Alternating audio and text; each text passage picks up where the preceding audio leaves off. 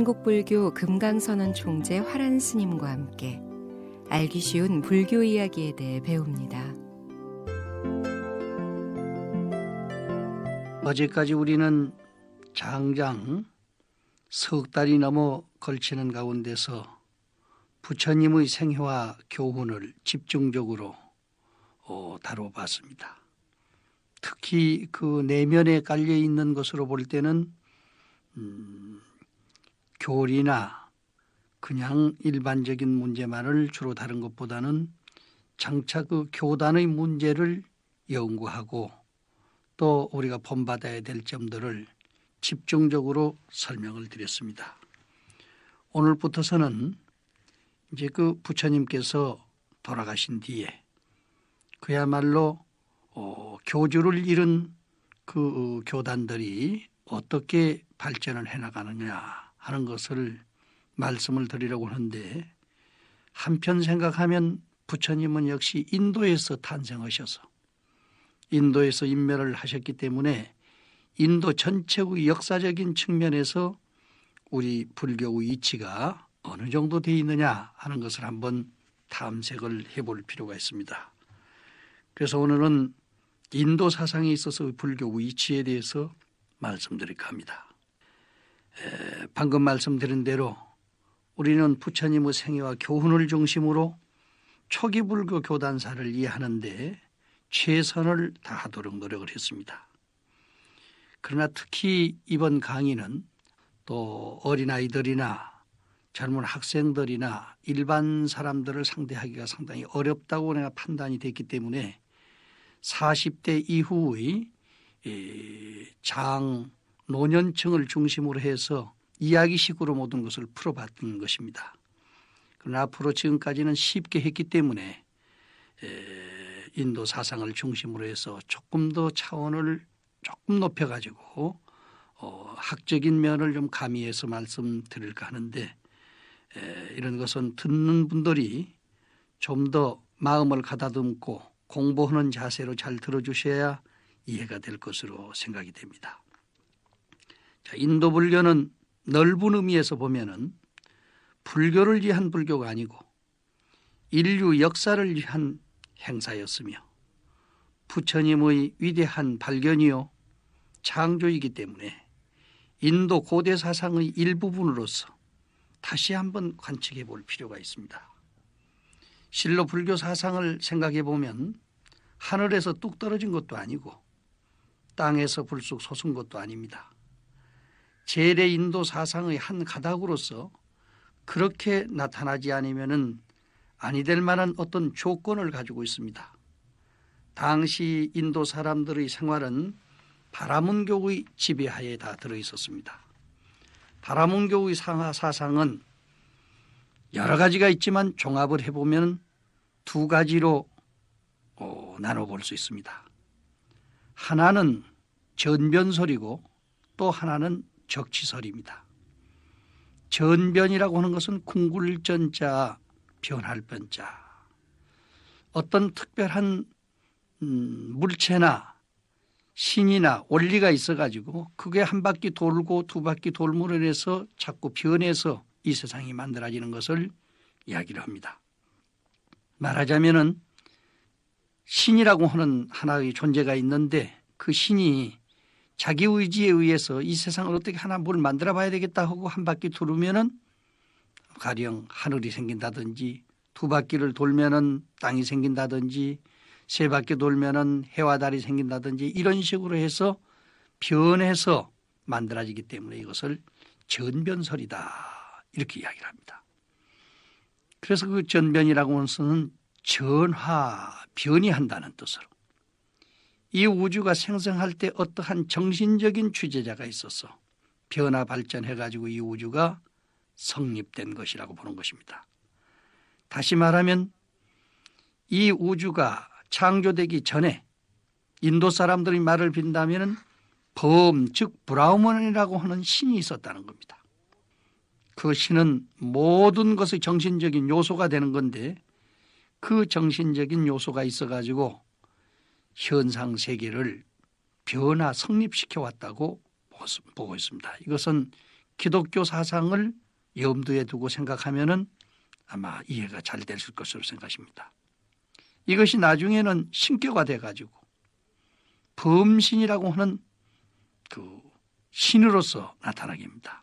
그래서 종교적 수행으로서는 수정주의, 그 신이 굴러가지고 흩어져 내려왔기 때문에 반대로 고요한 마음으로 본자리로 돌아가야 될 거 아니냐. 그래서 선정을 닦아가지고 바로 범과 하나가 돼야 된다. 본래의 범 상태에 돌아가야 된다. 그래서 이것을 수정주의라고 해가지고 공부를 하는데 그 전에 설명을 드린 바가 있습니다마는 그 선정 닦는 과정은 사선팔정이라는 것을 닦아요. 사선을 닦으면은 색계천당에 가서 태어나고, 그 다음에 또 팔정을 닦으면은 순수 정신세계인 무색기전에 가서 태어날 수 있다고 이렇게 보아집니다. 그래서 만약에 무색계천에 가서 마지막 나게 되면은 비상 비비상처를 거치면서 범과 내가, 하느님과 내가 하나가 된다. 그 신과 내가 하나가 된다. 그래서 범하일체 사상을 하게 됩니다. 인생은 못하는 거냐? 공부를 해가지고 마지막 신과 합일되는 과정을 하기 위해서 이 세상에 태어났다. 이렇게 주장을 하는 것이 전변설을 주장하는 수정주의자들의 생각입니다. 이것이 나중에 인도에 있어서 육파 철학 가운데서 주로 요가를 중심으로 하는 학파 사상이 바로 이것입니다. 우리나라에도 지금 요즘 요가가 들어가지고 한데 주로 이 사람들은 수정주의자, 선정을 닦아서 마음을 안정하고 신과 내가 하나가 된다. 요즘 기를 모아가지고 정신통일을 해서 신과 내가 하나가 되는 것을 목표로 합니다. 선은 불교의 전유물만은 아닙니다. 지금도 저 서양에 가면 교회에서도 선을 많이 닦고 있는데 그건 생천선이죠. 천당에 태어나기 위해서 닦는 선인데 전문적인 이야기를 하면은 사선팔정을 인도에서 배워가지고 지금 수행하는 그런 경입니다. 그리고 둘째 번 적지설이라고 하는 것은 천지개벽 최초의 아주 세미한 극미한 여러 가지 요소들이 하나의 결합이 돼가지고 모여서 현재 인간이 보는 잡다한 세계가 전부 창조됐다. 이렇게 주장을 하고 있어요. 다시 말할 것 같으면 치수하풍 4대 등 여러 가지 요소가 한테 모여가지고 이 우주를 창조하게 됐고 거기에 정신적인 요소인 식이 부과되면은 사람 같은 동물 같은 것들이 이렇게 이루어진다. 그러므로 이것은 여러 개의 원소가 한테 모여가지고 만들어지기 때문에 모일적자, 모일취자, 싸울 적자, 모일취자, 적취설이다. 이렇게 부르는 것이죠. 이러한 적취설이 종교적인 수행으로 나타날 때는 고행주의로 발전을 하게 됩니다. 왜냐하면 여러 가지 요소가 한테 모여져 가지고 있기 때문에 제각기 그 요소들이 자기 좋을 대로만 해달라고 몸부림을 쳐요. 얼른 말하자면 사람으로 말할 것 같으면은 살은 살결 좋은 것만 자꾸 달라고 그러고 뼈대는 뼈대 좋은 것만 달라고 그러고 숨은 좀 호흡은 그 숨쉬기 좋게 나 좀 편리하게 좀 온도 조절 좀 잘해달라고 그러고 이렇게 해가지고 늘 서로 경쟁을 하고 자기 좋을 대로만 집착을 하기 때문에 이놈들은 좀 꽉 묶어가지고 고생을 시키기 전에는 안 된다. 그래서 이 고행주의를 중심으로 해서 아주 고생을 좀 시키는 거죠. 그래서 이제 고행사상이라는 것이 나오게 됩니다. 그것이 결국에는 그 고통을 잘 이기고 거기서 힘을 얻으면 마침내는 해탈을 하게 된다. 이렇게 주장하는 것이 바로 적취설을 주장하신 분들입니다. 우리 부처님 사상은요. 전변설보다는 적취설에 가깝습니다. 그러나 후세에 가면은 전변설에서 주장했던 요가 사상까지도 불교에서 흡수해서 대승불교 사상으로 발전을 시키지요. 해난 불교는 이러한 분위기 속에서 바라문교의 범신 사상으로부터 어떻게 하면 탈피하고 또 혁신시키고자 한 것이 바로 불교가 되는 것입니다. 부처님은 외계의 신에 기의한 신화를 파악함으로써 불생불멸의 대도를 성취한다 이렇게 봤는데, 바로 모든 사람들이 인도에서 공부를 할 때는 신에 기의하면 신이 모든 것을 알아서 해준다 이렇게 생각을 하는데, 부처님께서는 그 신과 내가 누군가를 파악할 수 있는 바로 그것이 우리에게 있다. 그것을 깨달으면 곧 성불을 하는 것이고 신도 나와 더불어서 좋은 친구가 될 수 있는 것이다. 이렇게 하기 때문에 신에 대한 파악을, 나에 대한 것을 분명하게 인식해야만 도를 깨칠 수 있다 이렇게 이야기했습니다. 그러므로 불교는 색신이 죽어서 범천에 올라간다는 인도의 재래사상을 깨뜨리고 살아서는 성불해가지고 불생불멸의 열반락을 얻는 것이 최고의 목적이다 이렇게 주장하고 있습니다. 죽은 뒤에 극락 가고 천당 가는 것은 둘째 문제고, 살아서 극락 천당의 생활을 하지 못한다면 불교 믿는 보람이 뭐 있겠느냐 그 말이죠. 우리가 고통을 당하고 사는 것은 번외망상 때문이니 쓸데없는 생각을 쉬고 열심히 즐겁게 일하면서 화합해서 살게 되면은 바로 그것이 지속적으로 지속이 돼가지고 죽은 뒤에까지 연장이 되면은 그대로 천당이요 그대로 극락이 아니냐 그 말입니다. 그래서 주관적인 면에서는 지적 수행으로 어리석은 마음을 깨달아서 지혜를 얻게 만들고, 정적인 수행으로 볼 때는 고통을 여의고 즐거움을 얻는 방법으로서 이고등락법을 가르치는 것이고, 의지적인 면에서는 악을 버리고 선에 나아가서 이 세상을 복되게 만드는 것이 곧 불법이다 이렇게 보고 있는 것입니다. 또 객관적인 면에서는요, 우주 만상에 대해서 이 세상 모든 것은 시간 속에 변해가는 것이다. 따라서 모든 법은 변해가기 때문에 실체가 없는 것이다. 이러한 도리를 깨달으면 항상 평온한 마음으로 세상을 살 수가 있다. 이것을 전문적인 이야기로 하면은 모든 것은 변해가는 것이다. 이것을 재행무상이라고 그러죠. 따라서 변해가는 것 가운데는 실체가 없다. 이거 제법 무합니다. 이 도리를 깨달으면 가장 평온한 마음으로 세상을 살 수 있다. 열반적정이죠. 이것을 세 가지 진리라고 불교에서는 말씀하고 있는 것입니다. 또 출세관적으로 보면은 고통의 원인은 곧 번뇌의 집기에 있고, 그 고통의 원인을 알았다면 그 마음을 잘 다스려서 도를 닦을 것 같으면 번뇌를 소멸해 가지고 열반을 정독할 수 있는 것이다. 이것을 전문적으로 설명하는 것이 고진멸도 사제의 법문입니다. 누구든지 생사심 하나 속에서 살았다 죽었다 해서 마음속에서 생멸의 파도가 사라지면 항상 즐거운 속에서 극락수용을 그대로 하면서 살 수가 있다. 그러므로 당시 인도 사상의 조류에 비추어 보면 불교는 매우 혁신적이고 아주 창조적인 종교라고 볼 수가 있습니다. 사실은 종교라는 이름도 붙이지 않고 부처님은 있는 그대로 이 세상의 모든 진리를 보고 살자. 우리의 몸은 여러 가지 원소들이 집합해서 형성이 돼서 시간 속에서 끊임없이 변해가고 있다. 그러니까 억지로 변하지 않으려고 애쓸 필요가 없어. 아기 때는 아기 때 노릇 잘하고, 어른이 되면 어른 노릇 잘하고, 노인 되면 노인답게 살고, 이렇게 해서 죽게 되면 또 몸 버리고 새 몸 받는 그런 마음의 자세로 즐겁게 가는 데 떠나는 데 있어서도 그런 마음의 자세를 가져야지, 억지로 그게 붙들어 잡고 집착을 해봐야 소용이 없는 것이다. 또 모든 것은 인연 따라서 모였다 흩어지는 것이기 때문에 만난 인연 소중히 여기고 주고받는데 집착을 하지 말아라. 주려면 성스럽게 주고 받을 때 감사한 마음으로 받을 것 같으면 주고받는데 걸림이 없어.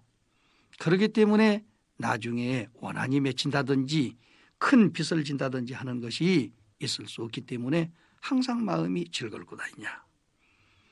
다른 사람들은 신에 의해서 이 세상이 모두 만들어졌기 때문에 신의 뜻을 맞추어서 살아야 된다. 사람은 사람인데 왜 사람 신의 뜻을 맞출 필요가 있느냐? 사람은 사람 생각을 가지고 사는 것이 올바라. 신은 신의 생각을 가지고 사는 것이 옳고 개는 개의 생각을 가지고 사는 것이 옳다. 분수 따라서 자기의 처지와 입장을 잘 이해하면서 살면은 바로 그 자체가 요가 행위 되는 것이요. 또 잘못된 것이 있으면은 그거를 잘 참고 이겨나가면서 고쳐나가면 특별한 고행을 하지 않더라도 다스려가지 않겠냐. 일생을 두고 이 몸을 부려먹으면서 하루 3때 밥 먹여줄 것 같으면 3때 밥이라도 먹여줘야지. 그것도 안 먹여주고 부려먹으려고만 하면 되겠느냐. 그러니까 한때 먹게 되면 한때라도 굶주리지 말고 정상적으로 먹되 억지로 굶어가지고 사람 고생시키지 말아라. 이 몸도 물 한 방울 속에 84,000층이 들어있는데 하물며 이 몸 가운데 얼마나 많은 생명체가 들어있는데 그것을 내 것처럼 종처럼 막 부려먹기만 하고 보답을 하지 않아서는 안 된다.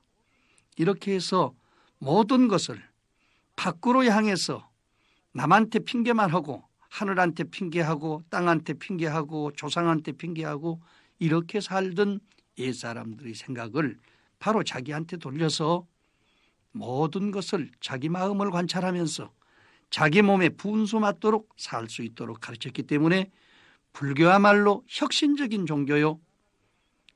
전대미문의 창조적인 종교라고 볼 수 있는 것입니다. 해탈이 있고 자유가 있고 영원을 가르칠 수 있기 때문에 종교의 목적을 달성할 수 있어서 후세 사람들이 불교를 종교라고 부르기까지 됐던 것입니다.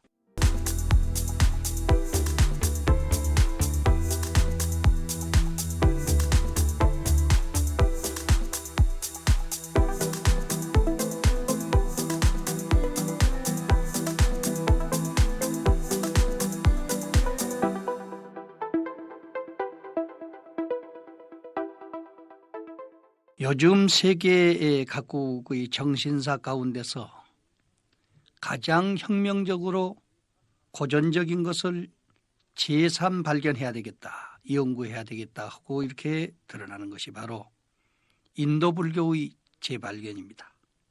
유럽 쪽에서는 독일의 철학자들을 중심으로 해서 불란서의 종교학자들, 또 심지어는 영국에는 파리어 공부를 시키고 있는 학교까지 만들어 가지고 스리랑카 스님들을 한 30여 명씩 모셔다 놓고 지금 원시 불교 경전을 공부하는 그런 자리가 마련이 되어 있고, 옥스퍼드 대학 같은 데서도 바로 스님들이 와가지고 거기서 글을 가르치고 이렇게 하다 보니까 옥스퍼드 대학에서 스리랑카 스님으로서 학위를 받은 분만도 40명이 넘고 있습니다. 기독교의 본산지 청교도들이 정치를 해나가고 경제를 해나가고 모든 것을 움직여 나가는 이런 세대에 어째서 이런 일이 생길 수가 있느냐. 지금 미국에서도 저 파리 대장경, 버머 대장경, 티베트 대장경, 중국 대장경, 몽고 대장경, 우리 한국의 고려 대장경, 일본의 신수 대장경, 이런 경전들을 다 갖다가 지금 컴퓨터에 넣어서 정리를 하고 있는데 앞으로 10년 이내에 전부 영어로 번역이 돼서 반복되지 않게 다 종합이 돼서 나올 것이다. 이렇게 당당하게 지금 이야기를 하고 있습니다. 무엇 때문에 이런 일들이 생겼느냐. 어제 말씀드렸듯이 전변서를 중심으로 하는 모든 신학자들이 신학을 가지고 계속 투쟁을 해서 싸움을 해서 지금 중동 지방에서는 3,000년이 넘도록 전쟁이 그치지를 않고 있습니다. 세계 전쟁사를 보면은 10분의 8이 종교전쟁인데 그 가운데서도 신의 전쟁이 거의 90% 이상을 차지하고 있는 그런 실정입니다. 그렇기 때문에 신의 종교만 가지고서는 인류 문제를 해결할 수가 없다. 또 그 근래 와가지고 공산주의가 되면서 오직 물질만을 본의로 했었는데 새삼스럽게 인도 사상을 보니까 적지설이라는 것이 있어가지고 물질 중심적인 사상이 그때 당시에 있었다는 것을 깨닫게 됐습니다. 그런데 바로 우리 부처님께서는 그 신을 의존하지도 않고 물질을 의존하지도 않고 물질도 적당히 쓰면서 신하고도 같이 친구가 돼가지고 도도 닦고 대화도 나누고 아주 노예가 되는 것이 아니라 아주 좋은 선지식으로서 같이 사귄단 말이죠. 이러한 사상은 불교 사상이 아니고서는 다른 데서는 배울 수가 없다. 서력 기원전 6세기 중엽에 부처님이 중인도에 태어나셔가지고 수행을 통해서 깨달으신 진리를 설한 것이기 때문에 이것은 꿈속에서 누가 이야기를 선몽을 받아가지고 신이 들린 것이 아니고 또 어떤 사람의 입과 입을 통해서 말로 통해 가지고 들은 것이 아니라 스스로 체험을 통해서 얻은 진리이기 때문에 그 위대하고 원만한 인격은 오늘날까지도 모든 세계 사람들에게 존경받고 흠망하는 대상이 되어 있습니다. 부처님은 당시에도 그러한 위력을 가지시고 사회를 교도하고 감화했기 때문에 그 고상하고 실제적인 교훈은 당시 사람들의 마음을 만족시키게까지 됐습니다. 당시 부처님에게 기위해서 그 제자가 된 사람들이 헤아릴 수 없이 많이 있었고 또 제가 진도까지 합한다면 그 숫자를 셀 수도 없을 정도로 대성황을 이루었습니다. 그러나 당시에 있어서는 부처님의 가마가 주로 항하강 유역의 여러 나라에만 보급되어 있었을 뿐입니다. 그러던 것이 기원전 3세기 중엽에 중인도 마가다국의 아쇼카 대왕이 출현해가지고 전 인도를 통일하게 되자 불교가 널리 퍼지게 됩니다. 아쇼카 임금님은 불교를 숭신하는 신자였기 때문에 그 위력으로서 본래부터 널리 불교를 펴고 선전하게 됐습니다. 평등주의로서 세계적 성격을 띠고 있었던 불교는 일면으로서는 인도 전국에 선포되는 동시에 그 영역을 넘어서서 멀리 북방으로서는 히말라야 산중의 각 지역 및 중앙아시아의 일부로부터 남방의 실론, 동방으로서는 버마, 멀리 서방의 히랍, 에집트 등까지 보급이 되게 됩니다. 이로부터 불교는 지방적인 종교가 아니라 일약 세계적인 종교가 되지요.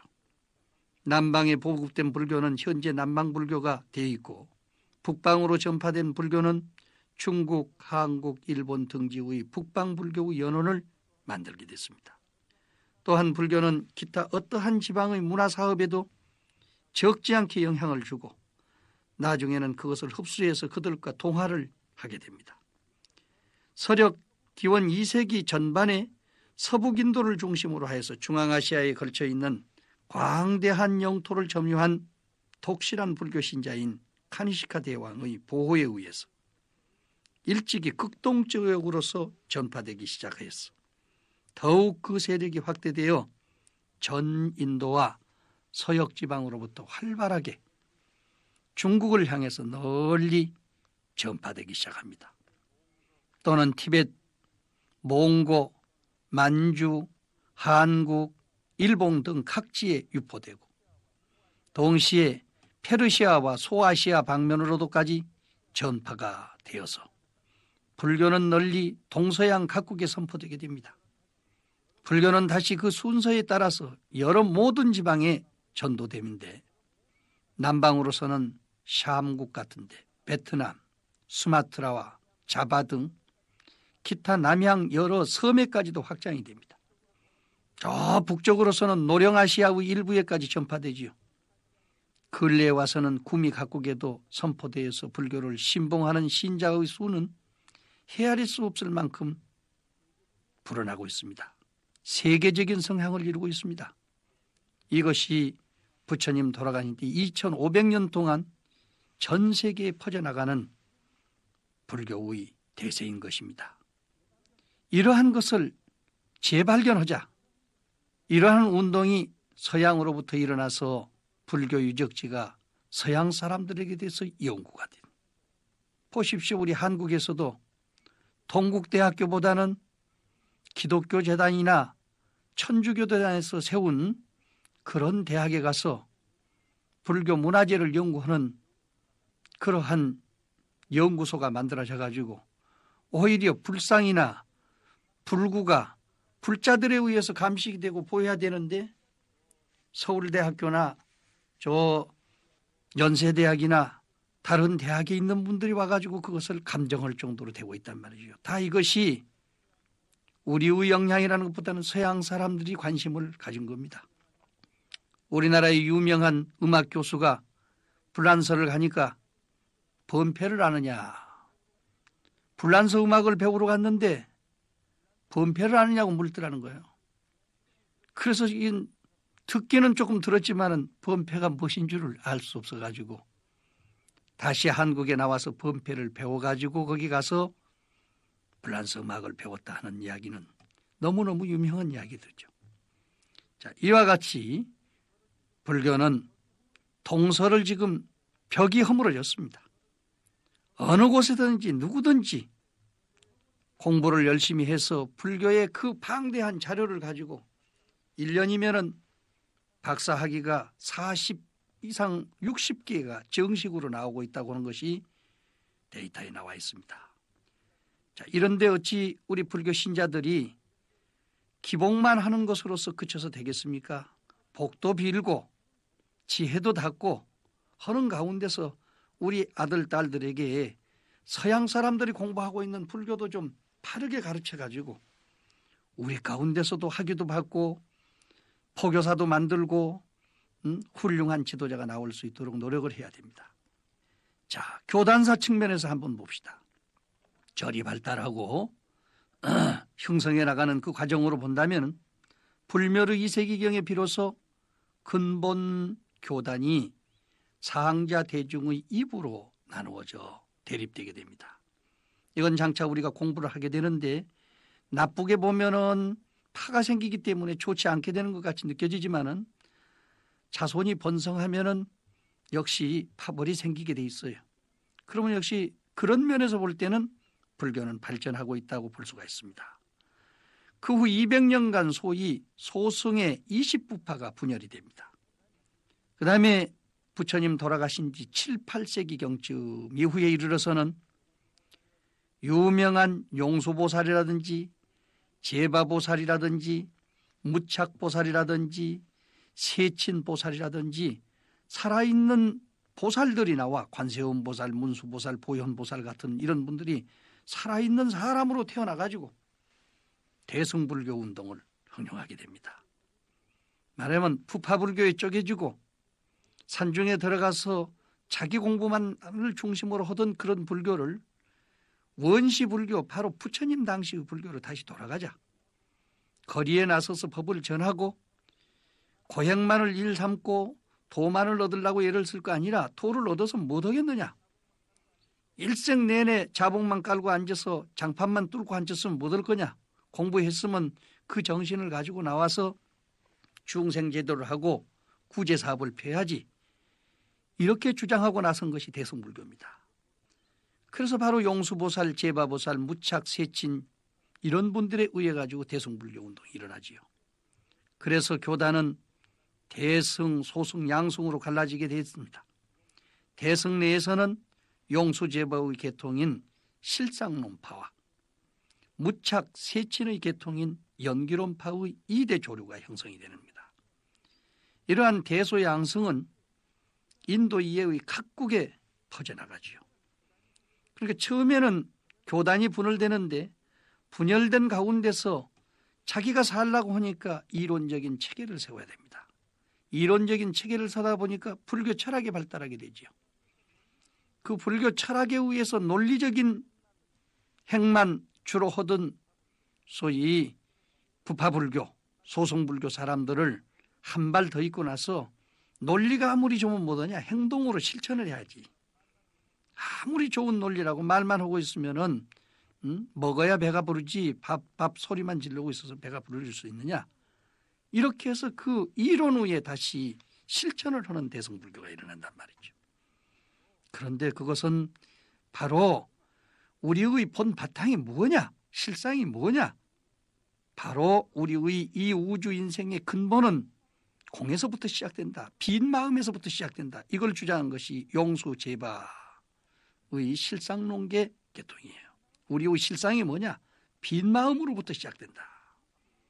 요즘 과학자들이 일체의 모든 것을 추적해서 과학으로 증명을 해서 낱낱이 돌아가면 결과는 공으로 돌아간다고 그럽니다. 컴퓨터 시대가 돼가지고 컴퓨터가 지금 굉장히 유행을 하고 있습니다만 컴퓨터 이론의 가장 기본이 0에서부터 시작이 돼요. 수학이라는 것은 1부터 시작이 돼가지고 2, 3, 4로 나가는 것이 아니라 부처님께서 말씀했던 0으로부터 시작이 됩니다. 바로 그 0의 본 바닥을 뒤집어서 설명을 한 것이 실상론계 계통의 철학입니다. 그런데 그 0 속에서 만들어진 모든 이 세상의 만물이 어떻게 살아가고 있느냐? 인연 속에서 살아나가고 있다. 모든 것들은 만남과 헤어짐, 만나고 헤어지는 가운데서 무엇인가를 주고받는 일을 중심으로 하고 있는데 그것이 다 인연 속에서 이루어지고 있지 않느냐? 그 이론을 책에 세우신 분이 무착세친 보살들입니다. 이 연기론계 계통의 사상입니다.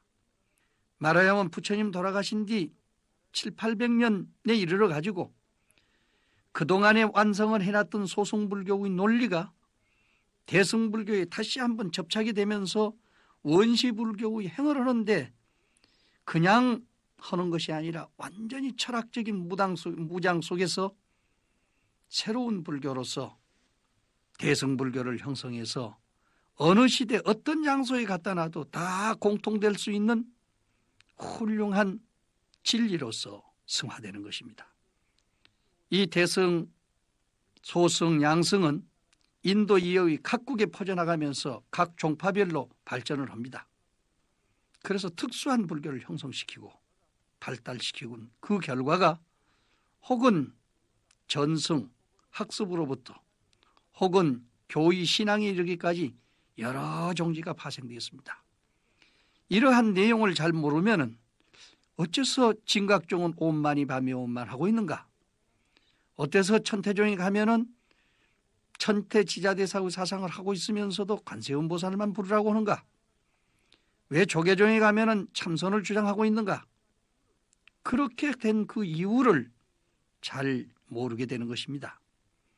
이제 인도에 발전해왔던 소대승 불교를 체계 있게 공부를 쭉 하고 보면 그 가운데서 요가 중심 불교가 발전해가지고 조계종의 선이 됐구나. 밀교계통의 불교가 발전해가지고 진각종이 됐구나. 법화사상을 중심으로 해서 하는 불교가 바로 천태종이로구나. 이렇게 해서 각기 자기가 하고 있는 종지를 분명하게 알고 신앙하게 되는 방법이 나오게 될 것입니다. 앞으로 힘 닿는 데까지 이러한 문제를 다뤄가면서 함께 공부하도록 하겠습니다.